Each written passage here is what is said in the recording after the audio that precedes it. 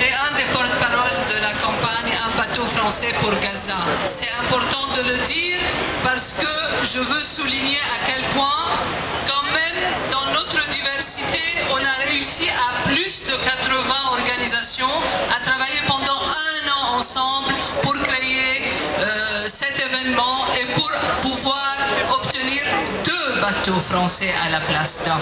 Et c'est la même chose partout dans le monde.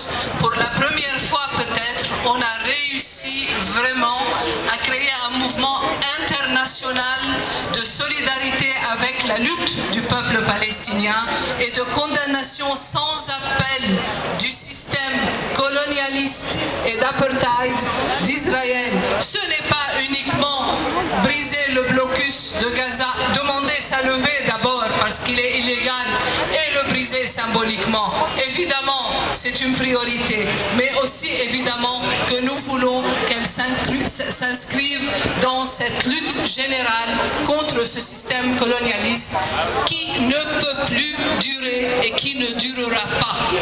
Ça, c'est une première chose. La deuxième, je voudrais aussi souligner à quel point cette campagne, parce qu'elle est populaire, internationale et déterminée, a poussé des grandes puissances, Obama, Ban Ki-moon, l'Union européenne, le quartet et les gouvernements de chaque pays à prendre position en faveur du système colonialiste et d'apartheid.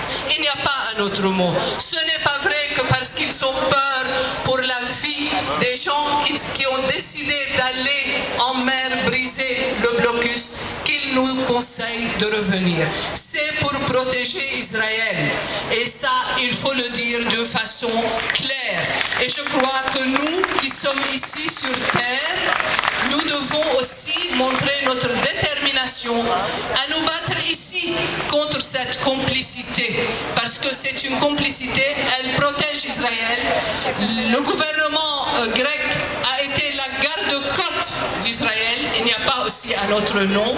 Et le gouvernement français à qui hier encore on a demandé de manifester la protection envers ses citoyens et envers un bateau qui porte pavillon français, a trouvé bon de sortir quand même un communiqué, un point presse qui dit qu'il déconseille aux gens de partir parce que c'est dangereux. Regardez comment cette logique elle est renversée sur sa tête. Si c'est dangereux, il faut arrêter le danger et non pas arrêter ceux qui se battent contre le danger.